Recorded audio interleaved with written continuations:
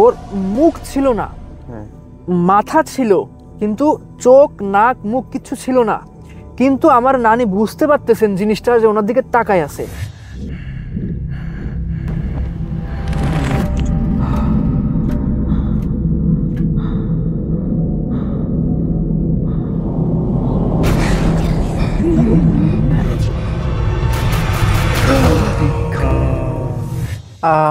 এতক্ষণ তো আমি বললাম আমার নানার ঘটনাগুলা, এইবার আসি নানির ঘটনা নিয়ে। আমার নানার যে ঘটনা শুনছেন এই ঘটনার সাথেও আমার নানির সাথে যা ঘটে গেছে এটা হচ্ছে সরাসরি সম্পৃক্ত। এটা পরে বলবো, কিন্তু আগে ঘটনা শুনলে তারপর আস্তে আস্তে আস্তে তার সাথে কানেকশনটা ভালো করে বুঝতে পারবেন। আসলে আমার নানার সাথে ঘটনা ঘটে গেছে মনে করেন ঘটে যাওয়ার 7 থেকে 8 বছর পরে আমার নানির সাথে এই ঘটনা ঘটে। আমার নানা তো বলতে গেলে আল্লাহর রহমতে 1 থেকে 2 মাসের ভেতরেই পুরোপুরি সুস্থতা অর্জন করেন। 1 থেকে 2 মাসের ভিতরেই পুরোপুরি সুস্থ জানুনি। তবে তারপরে 7 থেকে 8 বছর পরে আমার নানির সাথে এমন কিছু ঘটনা ঘটে যেগুলো আমরা মানে ভাবতেও পারিনি যে আসলে এমনটা ঘটতে পারে কারোর সাথে। যে ঘটনা শুরু করার আগে আমাদের পরিবারের একটা কাঠামো আপনার জেনে রাখা একটু ভালো। এখানে আমার নানা নানির হচ্ছে মোট 4 সন্তান। আমার মামা সব থেকে বড়, তারপরে আসেন আমার মা, আমার আম্মু, তারপরে আমার 2 যমজ খালা। আমার নানার সাথে যখন এই ঘটনা ঘটে তখন আমার মামা এবং আমার মার বয়স খুবই অল্প। এটা হচ্ছে তার পরের ঘটনা, 7 থেকে 8 বছর পরের ঘটনা।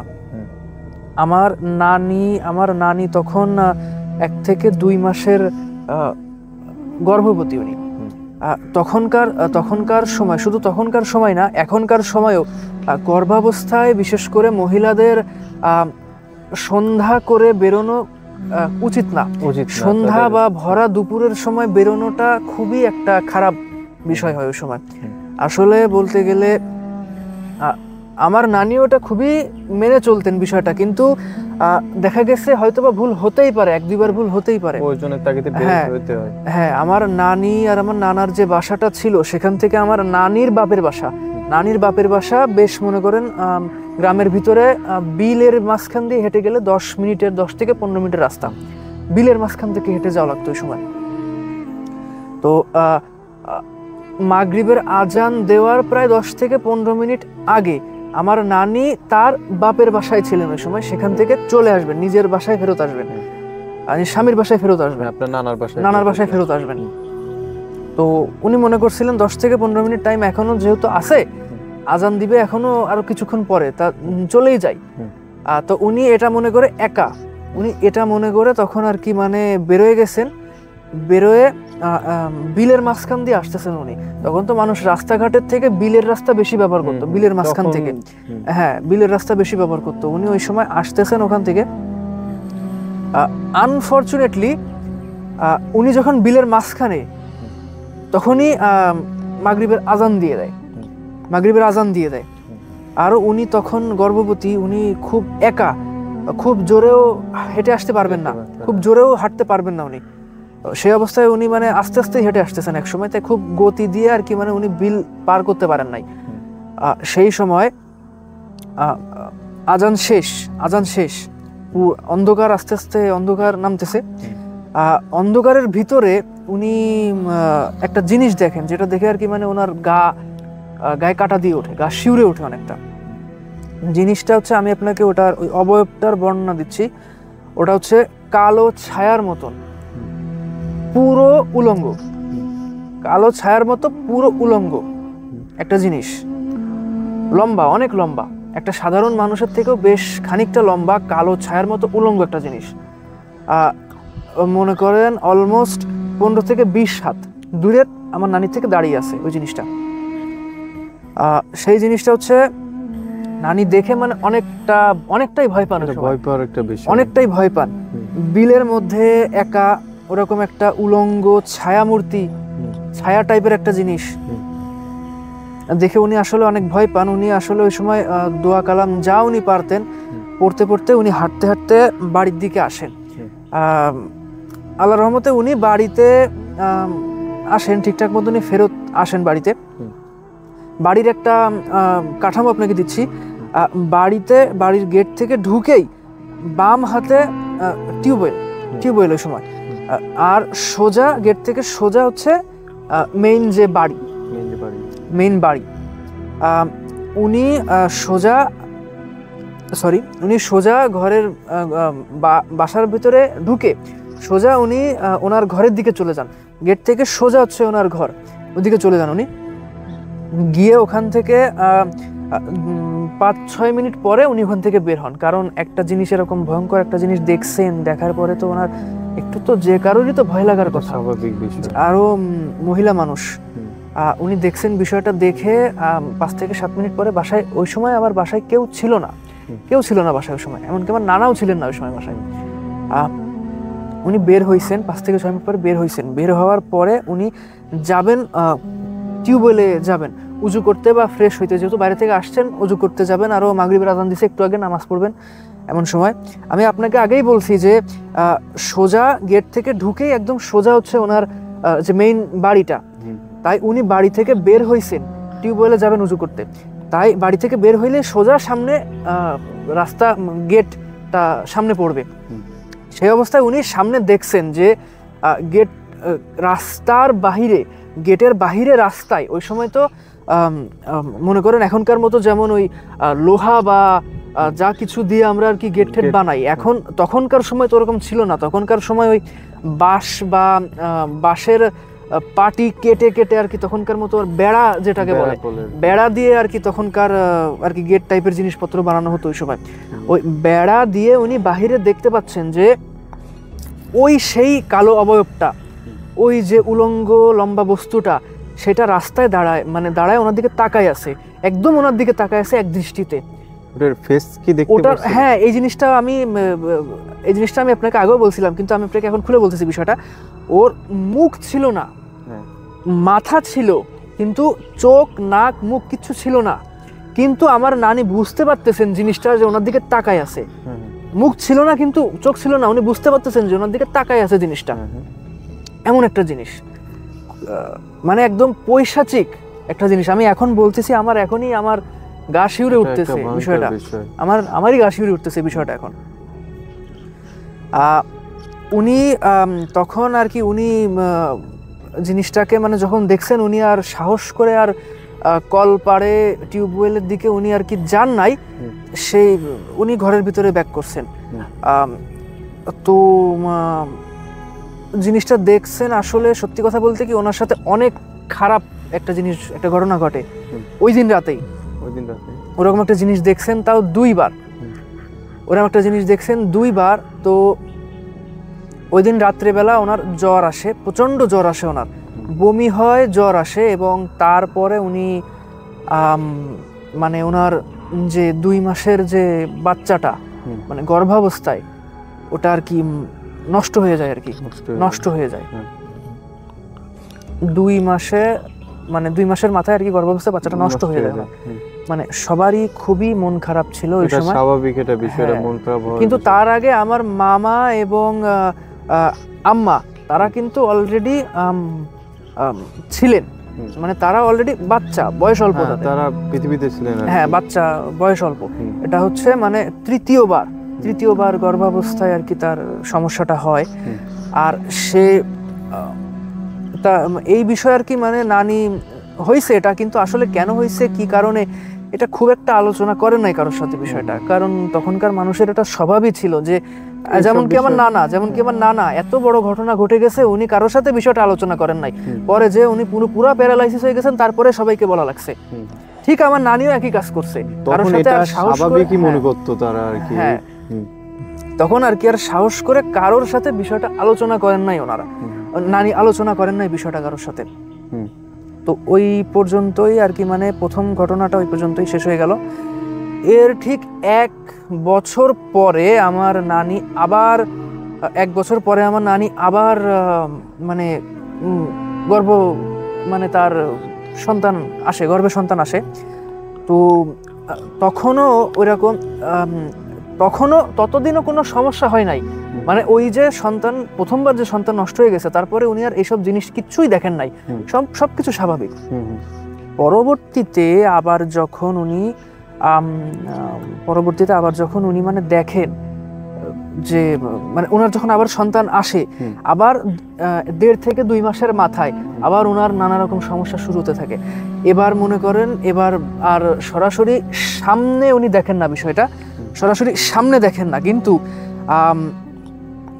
স্বপ্নে বা বিভিন্নভাবে মনে করেন ওনার সামনে স্বপ্নের মাধ্যমে বিশেষ করে জিনিসগুলো ওনার সামনে আর কি প্রকট হতে থাকে। স্বপ্নের মধ্যে উনি দেখতে থাকেন যে ওই সেই জিনিসটা ওর বর্ণনা তো আপনাকে দিছি, এখন আর নাই বললাম, আমার নিজের কাছেই আর কি অকওয়ার্ড ফিল হচ্ছে ওর বর্ণনাটা দিতে আপনার কাছে। স্বপ্নের মধ্যে উনি দেখতেছেন যে ওই জিনিসটা ওনার দিকে তাকায় হাসতেছে কিভাবে আমি বলি, আমি আপনাকে বলছি যে ওর কোনো মুখে কোনো অবয়ব তো ছিল না, চোখ নাই, নাক নাই, মুখ নাই, কিচ্ছু নাই ওর, কিন্তু তারপরেও জিনিসটা যে আমার নানির দিকে তাকায় হাসতেছে এটা উনি বুঝতে পারতেছেন স্বপ্নের ভিতরে। হাসিটা হচ্ছে মনে করেন ক্রিপি বা পৈশাচিক টাইপের কোনো হাসি না, ওটা হচ্ছে মানে কাউকে ভালো লাগলে বা পছন্দ হলে এক ধরনের হাসি কিন্তু মানুষ দেয়, মানে স্মাইল বলি যেটাকে আমরা, ওই ধরনের একটা মুচকি হাসি ওটা। কিন্তু তার কিন্তু মুখে কোনো অবয়ব ছিল না, কিন্তু আমার নানি বুঝতেছেন যে ওইভাবে হাসতেছে, বুঝতেছেন যে ও জিনিসটা ওইভাবে হাসতেছে। আরেকটা জিনিস বলি আপনাকে, আমার নানি কিন্তু মোটামুটি ভালোই সুন্দরী ছিলেন ওই সময়, এই কারণেও মানে পরে বলছি বিষয়টা, উনি ভালোই সুন্দরী ছিলেন ওই সময়। আসলে ওইভাবে হাসছেন, তা প্রথমে কোনো সমস্যা হয় না, এভাবে প্রায় 1 সপ্তাহ 2 সপ্তাহ উনি স্বপ্ন দেখতেছেন। মেবি এক সপ্তাহ পরে এভাবে স্বপ্ন দেখতে দেখতে একদিন সকালবেলা হঠাৎ করে ওনার খুব মানে মাথা ঘোরায়, বমি আসে, মানে অজ্ঞান হয়ে যাওয়ার মতো একটা পরিস্থিতি। সকালবেলা উনি ঘুম থেকে উঠছেন, ওনার তখন থেকেই আর কি মানে খুব খারাপ পরিস্থিতি চলতেছে ওনার। তারপরে বমি হয়, উনি অজ্ঞান হন, আর তারপরে ওনার দ্বিতীয়বারও এই বাচ্চাটাও আর কি ওনার নষ্ট হয়ে যায়, এই বাচ্চাটাও ওনার নষ্ট হয়ে যায়। আসলে অনেক কষ্ট। হ্যাঁ, এই বাচ্চাটাও আর কি আসলে ঘটনাটা আমি শুনছি আমার আম্মার কাছ থেকে শুনছি ঘটনাটা। আমি ঘটনাটা যখন শুনছিলাম আসলে আমার কাছে খুব খারাপ লাগছিল, যে মার যায় সেই বোঝে তার কেমন লাগে। ঘটনাটা আমি আমার আম্মার কাছ থেকে শুনছিলাম, খুব খারাপ লাগতেছিল যখন শুনতেছিলাম এই বিষয়টা, কারণ হাজার হোক যারা মারা গেছে সম্পর্কে তারাও আমার খালা বা মামা এই ধরনের কিছু একটা। হ্যাঁ, তো যাই হোক, পরবর্তী বিষয়গুলো যাই। ওখানে প্রথমবার বাচ্চা নষ্ট হয়েছে, দ্বিতীয়বার বাচ্চা নষ্ট হয়েছে, এবার 2 বার একই ঘটনা ঘটার পরে তো আর যত শক্ত মানুষই হোক না কেন, কারোর তো আর মনের মধ্যে কুলাবে না যে আরেকবার আমরা চান্স দিই যে এই জিনিসটা হোক।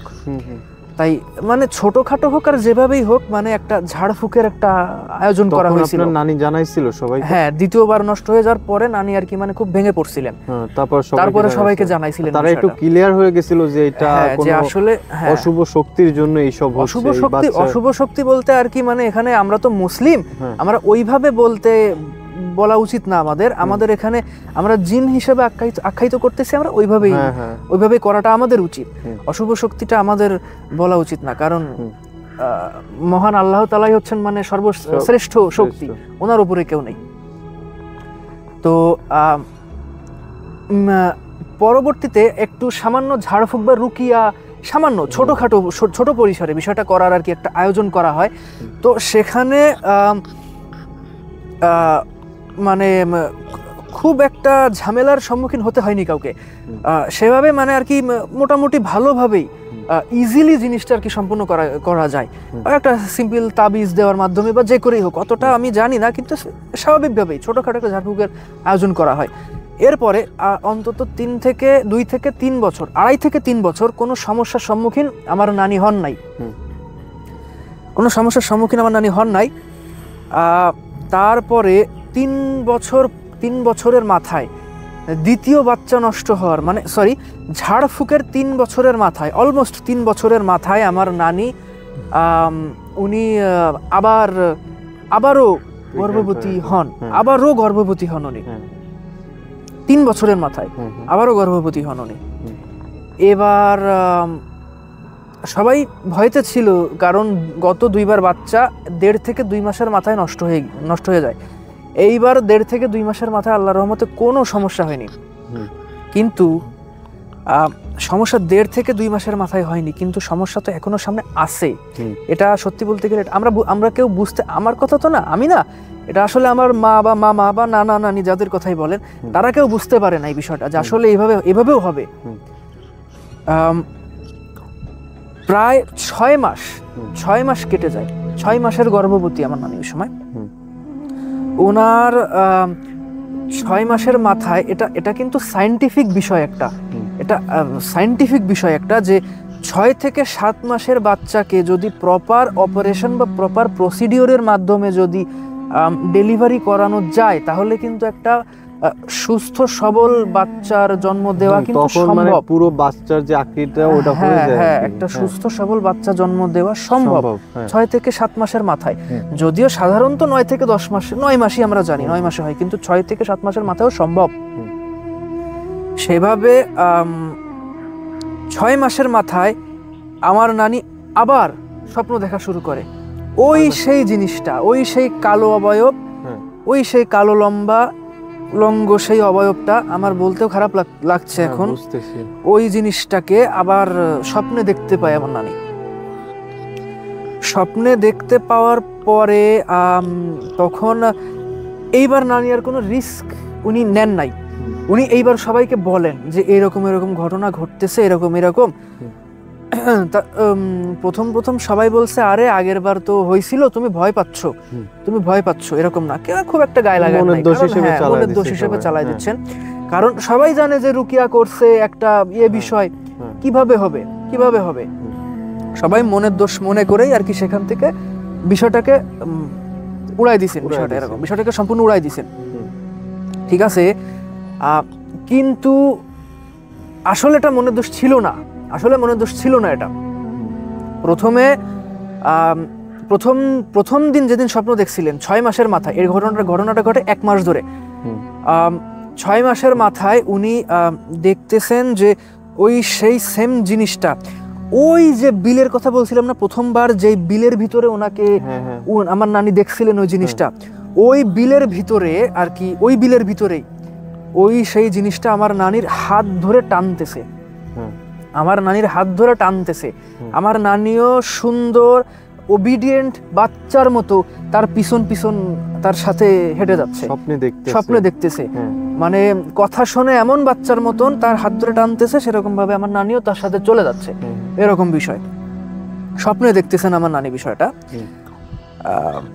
প্রথম দিন স্বপ্নে এটা দেখতেছেন, এটা সবাইকে উনি ওই দিনই শেয়ার করছেন, কিন্তু সবাই মানে বলছে মনের দোষ, এইভাবে উড়াই দিছে। হ্যাঁ, এইভাবে প্রায় 1 মাস উনি এই স্বপ্নটা দেখতেছেন, কিন্তু কেউই গায়ে লাগাচ্ছে না।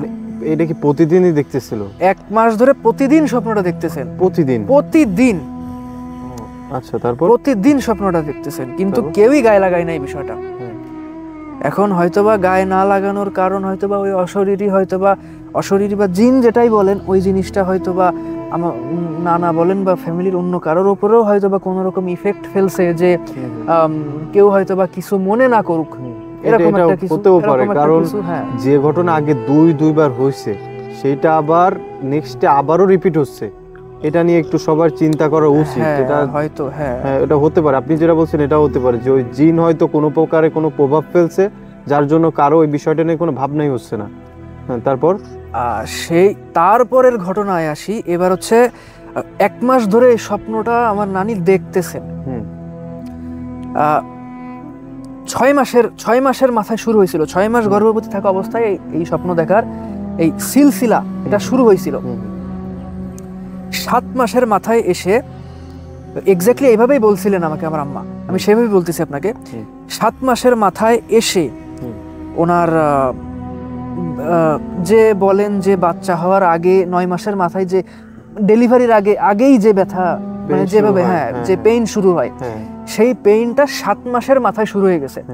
মানে আনফরচুনেট সম্পূর্ণ, কারোরই ধারণা ছিল না যে 7 মাসের মাথায় কিভাবে সম্ভব, এর ধারণা হওয়ারও কথা না, 7 মাসের মাথায় কিভাবে সম্ভব, কারোরই ধারণা ছিল না বিষয়টা। উনি তো ঠিক আছে, এখন 7 মাসে পেইন শুরু হয়েছে। পেইন শুরু হওয়ার পরে তখনকার তো হাসপাতালেরও কোনো ফ্যাসিলিটি খুব একটা ছিল না। তখন মনে করেন ওই দায়ী বা গ্রাম্য যারা থাকতেন, গ্রামীণ মহিলারা, তাদের বিষয়টা আর কি থাকতো, সেইভাবে আর কি জিনিসটাকে হ্যান্ডেল করা হতো। তাই সেইভাবে গ্রামের ওনার কাছে নিয়ে গেছে। নিয়ে যাওয়ার পরে এবার প্রসিডিউরের মাধ্যমে যেভাবে প্রসিডিউর করে সেইভাবে করে আর কি মানে ডেলিভারি করা হয়েছে। কিন্তু আনফরচুনেটলি ভাই, যে ওই ডেলিভারি করা বাচ্চাটা, এটাও আল্লাহরই ইচ্ছা, ওই ডেলিভারি করা বাচ্চাটাও 7 মাসের মাথায় ডেলিভারি করা বাচ্চাটা মৃত অবস্থায় আসে। পরপর 3টা বাচ্চা, পরপর 3বার মৃত অবস্থায়। প্রথম 2বার অনেক কষ্টদায়ক, বুঝছেন না, প্রথম 2বার গর্ভ অবস্থায় মৃত্যু ঘটে, তৃতীয়বার 7 মাসের মাথায় বাচ্চা ডেলিভারি হওয়ার পরে বাচ্চা ডেলিভারি হয় মৃত অবস্থায়। সেটা কি বাচ্চাটা কি পুরো স্বাভাবিক ছিল? হ্যাঁ, স্বাভাবিক বাচ্চাটা স্বাভাবিকই ছিল, কিন্তু এটা আর কি মৃত অবস্থায়। তারপর তো এরপরে হচ্ছে সবারই তো আসলে খুবই মন খারাপ, সবারই খুবই মন খারাপ এখন যে 3বার বাচ্চা নষ্ট হয়ে গেছে এমন। আর আমার মা আর আমার মামার উপরেও এর অনেক প্রভাব পড়ছে, কারণ তারাও আমার নানা নানির সন্তান। তারাও মনে করেন, তাদের উপরেও মনে করেন অসুস্থতা, জ্বর লেগেই থাকতো, একের পর এক লেগেই থাকতো তাদেরও। কোনো ডাক্তার কোনো কিছুতেই মানে ঠিক করা যাচ্ছিল না। একে তো তাদের বড় 2 সন্তানের এই সমস্যা, তারপর একের পর এক তাদের নতুন সন্তানের মৃত্যু। তারা না পেয়ে শেষমেশ ওই বড় হুজুরের শরণাপন্ন হন, যেই বড় হুজুর আমার নানার ক্ষেত্রে রুকিয়া করছিলেন, করে ওই জিনটাকে বন্ধ করছিলেন, বন্ধ বা যাই হোক সরাই দিছিলেন, ওই বড় হুজুরের শরণাপন্ন হন।